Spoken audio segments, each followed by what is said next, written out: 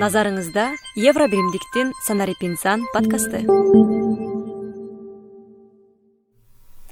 Кутман күнүңүздөр менен урматтуу угармандар. Ободо кайрадан Санарип инсан подкасты анын алып баруучусу мен Сапаргүл Абдинабиева жана кесиптешим Ажыбек Нурланов.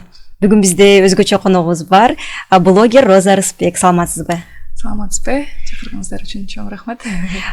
Роза, сизди биз Инстаграм аркылуу таанып, ал жактан ошол кыргыздын чыган залкарларынын, жазуучуларынын учкул сөздөрүн, айтып кеткен сөз ыргактарын ошол жака кыскача видео кылып, абдан жаштар арасында популярдуу болуп жүрөсүз. Ушул идея каяктан келди эле? Анткени азыркы учурда китеп бетин ачпай калган муун келаткан учурда бул абдан актуалдуу болуп жаткан учурда. Негизи башында ошондой учкул сөздөрдү интернетке үнүм менен жаздырып жүктөй баштагам. Анан поэзия окучумун. Башында учкул сөздөрдү эмес, ошол эми учкул сөздөр десем деле болот, аларды деле поэзия ырларын көбүрөөк окуп жүктөчүмүн. Анан кийинчерээк бир Чыңгыз Айтматов менен Бүбү Сара Бишналиеванын видеосун жасап, негедир бир акын досум бар, ошонун ыры, ошол залкар жазуучу менен Бүбү Сара эжекебиздин ортосунда болгон сүйүүсүнө арналгандай сезилгенсип, анан мен ошол бир видеону жасап көрдүм. Ал видеону жасасам, менин аудиторияма бат тарап, анан мындай айтканда жылуулук менен кабыл алынды десем болот.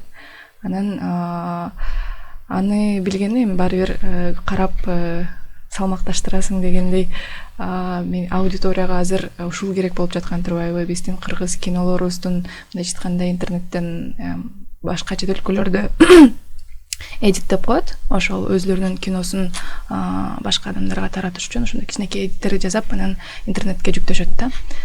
Анан неге биздин дагы маданиятыбызды, биздин илгерки эмес, жакынкы эле десем болот, кинолорубуздун ошондой кылып эдит жасап, жакшынакай кылып, анын жанына дагы ошондой поэзия окуп, ошондой кылып маданиятыбызды биздин жаштарга мода кылууга, таратууга болбойт деп анан жасап көргөм. Жасап көрсөм, чындыгында мен ойлогондой эле жакшы жылуулук менен кабыл алынып, көп көрүүчү топтой баштады.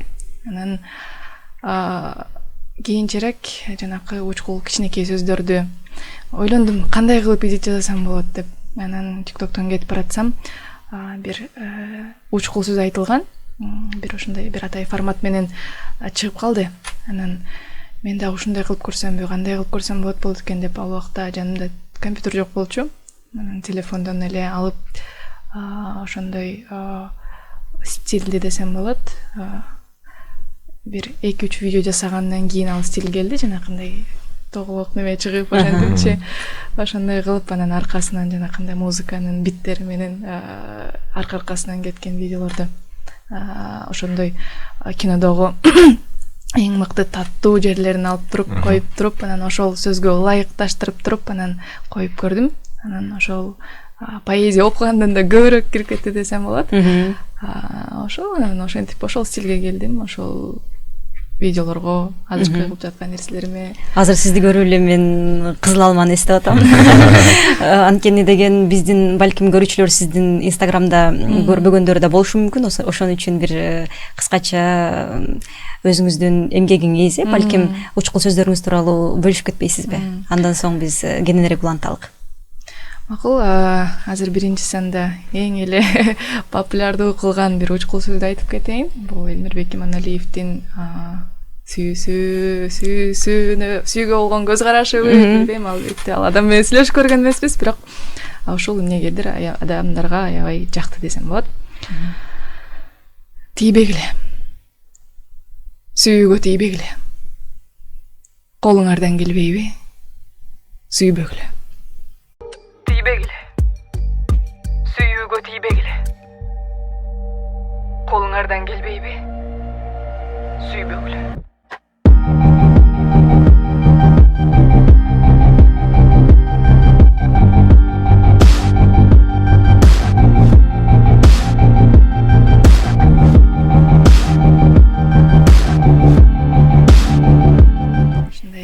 сонун биздин угармандар аябай ойгонуп ушу анан эми сизди таанып баштады болуш керек деп ойлойм. Анткени бул сиздин баягы визитный карточкаңыз сыяктуу деп айтсам болот да. Баарыбыз муну негизи баардыгы уккан деп айта алсак болот. Кыргызстандыктын баардыгы угуп мындай ушул менен сыймыктанат деп айтсак болот да.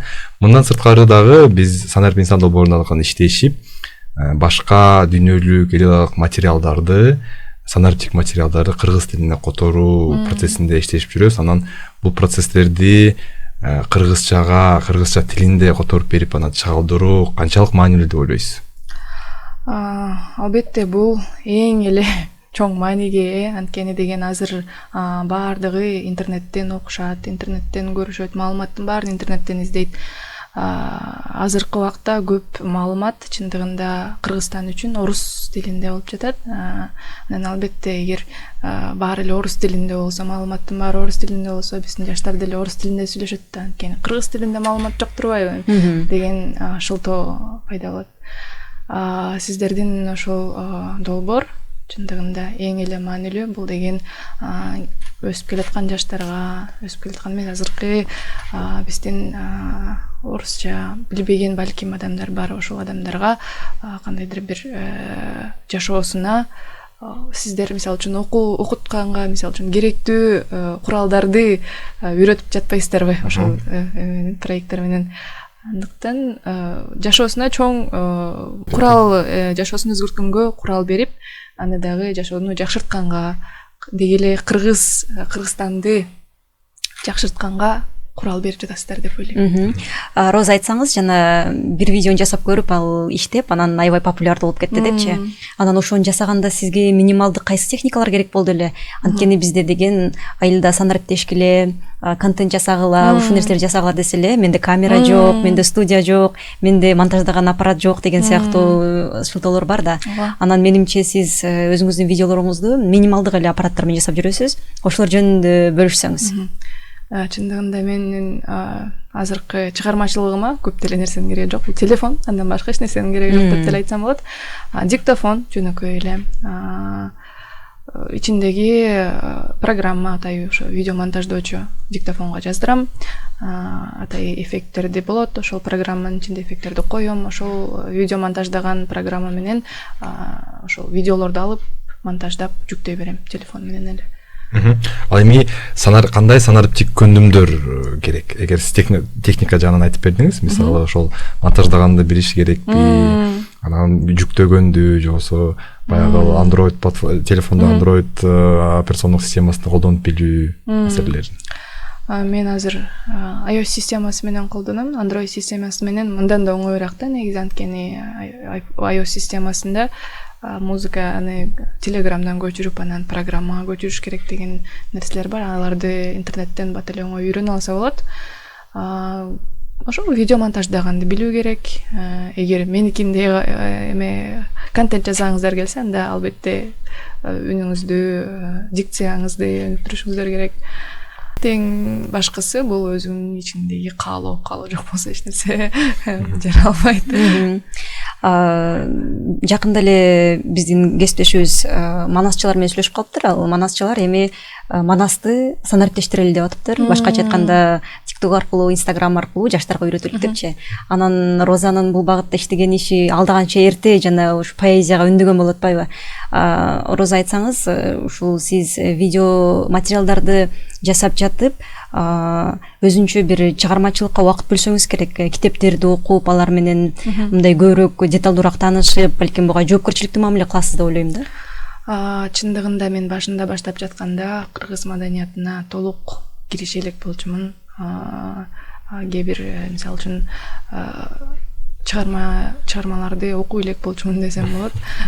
Бирок өзүм ошол нерсени элге жайылтып аткан себептен азыркы убакта ошолорду карап, алар менен таанышып, чыгармачылык менен таанышып, акындардын өзүнүн биографиясы менен деп койт эмеспи, ошо биографиясы менен таанышып аткан убагым десем болот.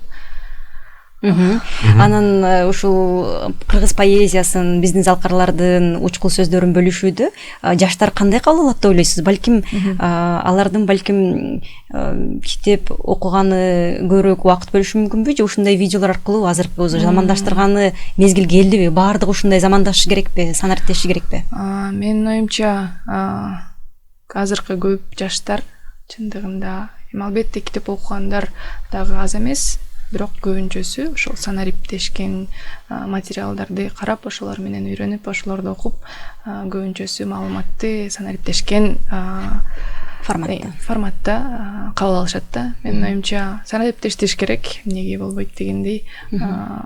Китеп дагы керек. Мисалы үчүн китеп радио жаралгандан кийин же болбосо телевизор жаралгандан кийин жок болуп кеткен жок, же интернет жаралгандан кийин радио жок болуп кеткендей жок дегендей, эми акырындык менен баары санариптештириш керек, сөзсүз.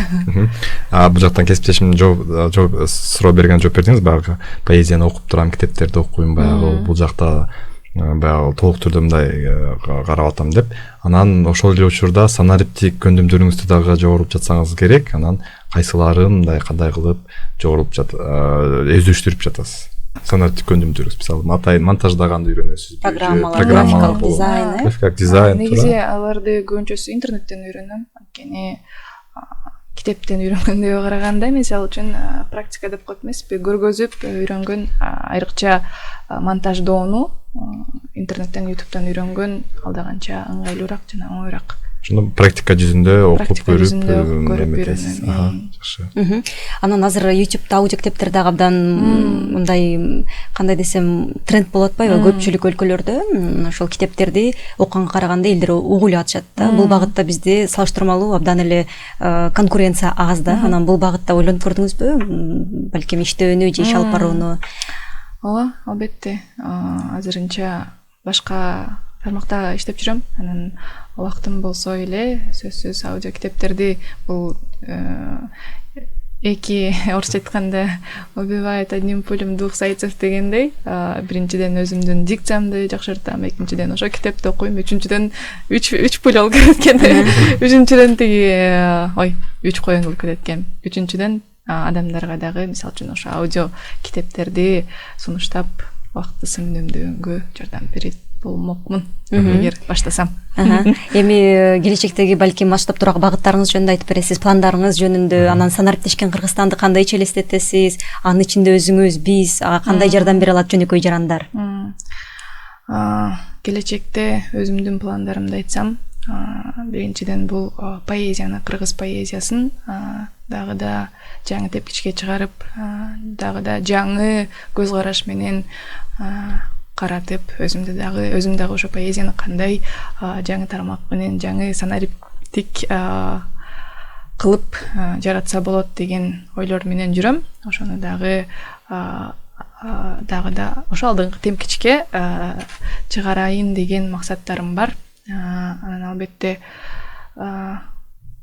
негизи ошо Кыргызстанда эле эмес, Кыргызстандын ичинде эмес, Кыргызстандын маданиятын дагы чет өлкөгө кандай экспорт кылса болот деген суроолор келип атат. Бул суроолор баарыбыз деле азыр ойлондуруп жүрсө керек. Биринчиден дагы санариптешиш үчүн ар бир жарандын, ар бир адамдын Кыргызстандагы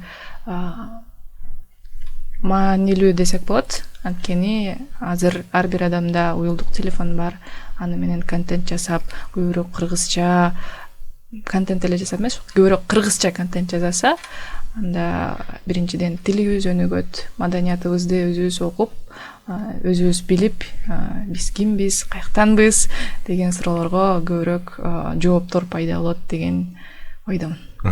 Анан ушул суроону дагы бир улантып жакшы айтып кетип калды. Биздин долбоорубуздун анан подкасттын аты Санарип инсан. Анан Кыргызстандагы санарип инсандарды сиз кандай элестетесиз? Алар менен мисалы бар болсо аны кандай көз карашта мындай кабыл аласыз? Биринчиден бул албетте интернетти колдоно билген адам. Экинчиден санарип инсан бул өзүнүн куралдарын, өзүнүн оюн болобу, бизнесин болобу, ошол чоң курал болуп саналат да негизи санарип технологияларды билүүчү. Ошондой жаран деп элестетем. Өзүнүн интернетте кандай мүмкүнчүлүктөрү бар, көбүрөөк аудитория кармаганга, өзүн билген, ошол кандай аудиторияны кармаш керек, ошол интернеттеги куралдарды билген, өзүнүн бизнесин же болбосо творчество чыгармачылыгын жайылта тура алган адам деп элестетем. Абдан жакшы. Анда биз берүүбүздү жыйынтыктайлы. Бүгүн бизде конокто блогер жана дагы диктор Роза Рыспек кызы болду. Сизди биздин эфирден көргөнүзгө абдан кубанычтабыз жана бул багыттагы ишиңизге чоң ийгиликтерди каалайбыз. Санарип инсан берүүсү менен кайрадан сиздер менен жолукканча аман туруңуздар.